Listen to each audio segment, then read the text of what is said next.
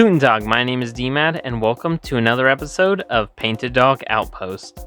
In this video, I'm delivering on my promise, and I'm redoing the previous African crested porcupine habitat and the entrance plaza.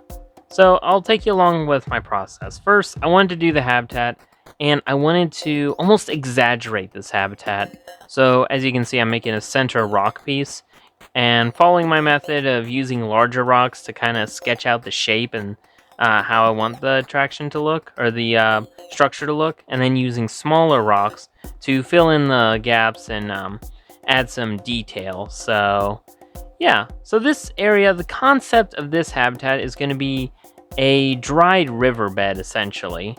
So, a dried riverbed mixed with a copy. So I also did away with the background of elephant grass and reeds, and I wanted to go with a more rocky background, like this is at the bottom of a little quarry, or like I said, a riverbed. So yeah, adding all those big rocks to, like I say, sketch out the outline. I also wanted to do some theming around the edges, so I made this archway where, you just pass under the archway, because you're going into the rocks. So in hindsight, I don't know if I want to expand this habitat or this theming idea over to other sections of the zoo, like with the dried aviary. Sorry, I had a brain fart there. But yeah, just adding a bit of archway, and now I'm putting some of the little detail into the rocks to try and break up those larger shapes. So yeah, just kind of adding this. I'm also going to be expanding the habitat in terms of species. I wanted to have like aardvarks, meerkats, who doesn't love meerkats, and a small antelope called springbok. So yep, just using some of the ground cover. And I know it's been a while since I've posted on this channel, so I wanted, life just got in the way. I wanted to get some stuff out by Halloween. That obviously didn't work, but yeah. Also, I was wondering, there's this one African section. Right now, this is going to be the dried riverbed area. I just want to point that out. But there's this one African section behind the, this habitat.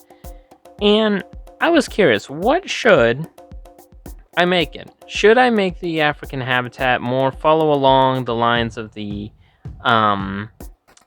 what zoo is it? The San Diego Zoo, where they have a place called Africa Rocks, which features a lot of the smaller, lesser-known animals. They don't have the iconic, like, giraffes or lions. They have those in different areas. But they focus more on the smaller animals from around Africa. Now, should I try and focus on that, or should I focus on the Big Five? So, what is the Big Five? It's basically the top 5 most dangerous game animals. So, you got your leopards, your Cape buffalo, your lion, elephant, and rhino. So if anyone comments down below, just let me know what you want. I'm kind of leaning more towards Big Five, but we'll see. Anyways, so back to the habitat I'm doing. This is just a little kind of deck. I originally thought of having like lemurs in here, or some kind of monkey or small animal but I knew they would probably climb out, so. But on the other hand, it can also be an area for some of the animals to run around.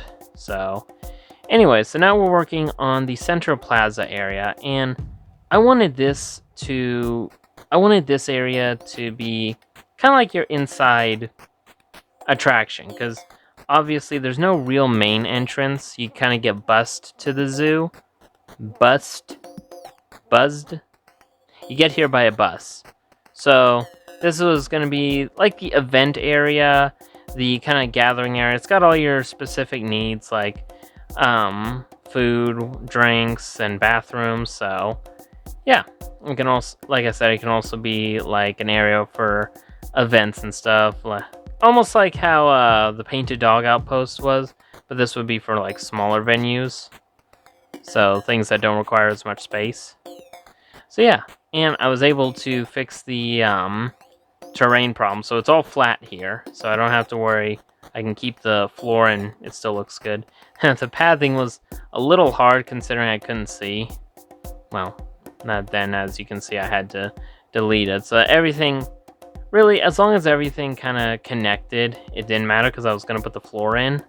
So it was just kind of like a puzzle, trying to keep everything from auto connecting. So, but yeah, as I put in the floor, I'm still trying to figure out the restaurant. I don't think anyone's gone in yet, but then there was the theming. You know, just wanted to have the kind of African theming. I wanted the little elephant centerpiece. Probably would have had a painted dog if they had painted dog attraction or decoration. That's the word. So yeah, just different things around the whole wall, kind of make it look nice. I don't know what I'm saying. I'm just kind of rambling so we don't have awkward moments, but yeah. So shields for some reason. I guess it's not entirely African themed, but this area, so I had this idea for the black lion there. It is supposed to represent the Barbary lion. Alright, if you don't know, the Barbary lion was one of the largest subspecies or species of African lion to exist. Like, they had these huge manes, but unfortunately they were hunted to extinction. So that's why it's all black. It's supposed to represent the threat of extinction. All right. Anyways, we'll touch more on that concept later. Anyways, adding all these all the gardening to make the place look nice. I honestly liked all the detail I put in this. Have this little shaded area surrounding, what did I call it? I wanted to call it like the obsidian lion or something. So yeah, just having this kind of unrealistic canopy. It was going to be right there, but I just couldn't get things to line up as I wanted. So, but I think it still looks cool. Adding kind of this little visual barrier to keep the I wanted to add this barrier to keep the eyes away from the employee place thing. Words, right? Yeah. Anyways, back to the habitat.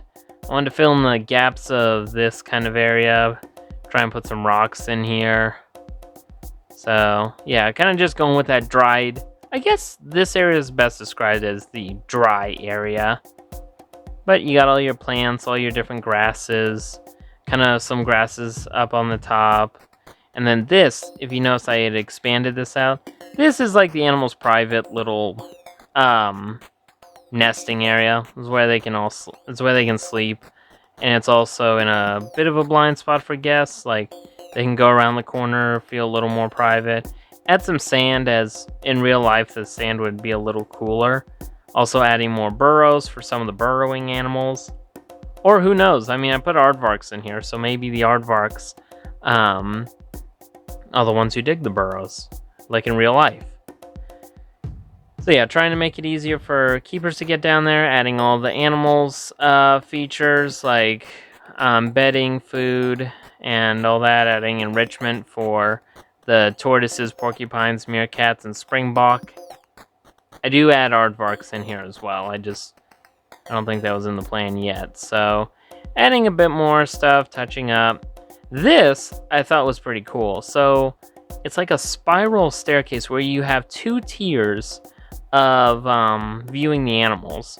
So you can obviously go up, you see the animals on elevated surface, and I wanted to add the baobab tree and the palm trees, make it look pretty nice. So yeah, I think this also played into when I considered having lemurs, but I also like adding the trees and kind of dried roots coming out of the rocks, because like I said, it plays into the theming of this was a dried riverbed kind of area. So like years and years ago, that would have all been flooded if we're going by the theming. So adding trash cans, and yeah, starting to close out. So yeah, I mentioned in an earlier video, I wanted to put a sign that was warning of the hot rocks. So this was hopefully so that the animals would come close to the glass for guests, but I guess I don't think it ever really panned out. Getting all the animals, the meerkats, the aardvark, the tortoises, you know, just because I like having tortoises. And then, yeah, just kind of naming the area the copy. Yeah, making a pop. And then adding the educational signs throughout. So it would also not only talk about the animals, but also different conservation concepts. So I do realize that I actually put the rocks a little too low, so maybe you'll see. But yeah, kind of adding a few more. These plants were supposed to be more like North American plants, like native species, but I guess that didn't really work out. So I just kind of went with any grassland trees. And now I'm continuing my trend. I'm adding more of the work zone. So trying to organize the employees. Kind of go back to the conservation area for a sec, because just trying to organize all the employees so that you have your staff dedicated to the conservation area. You'll have the staff dedicated to this main plaza area. And then you already have the staff who's dedicated to the Painted Dog Outpost. So yeah, kind of hiring on a few more staff, because this area is going to expand, as you'll also see in the next episode. Here I'm just making the conservation zone. So yeah, I don't know, don't quite have a plan for the conservation zone yet. It's got its own story, but just trying to think when to incorporate it into the overall story of Painted Dog Outpost. So yeah, and releasing all of the animals. I'm adding the signs. We're kind of nearing the end, so I hope you guys enjoyed the video and will consider liking and subscribing to the channel, as well as following us on our other social media pages. Linktree in the description below. And share this video out to anyone who loves Planet Zoo builds, dry themed habitats, stuttering a lot, or just zoos and animals in general. I thank you all for watching, and remember, always save your progress, do right by your fellow artists, and inspire and create. For your life is an open world, and you have the controller. Auf Wiedersehen! Oh, and finally, Painted Dog Outpost is open. Yay!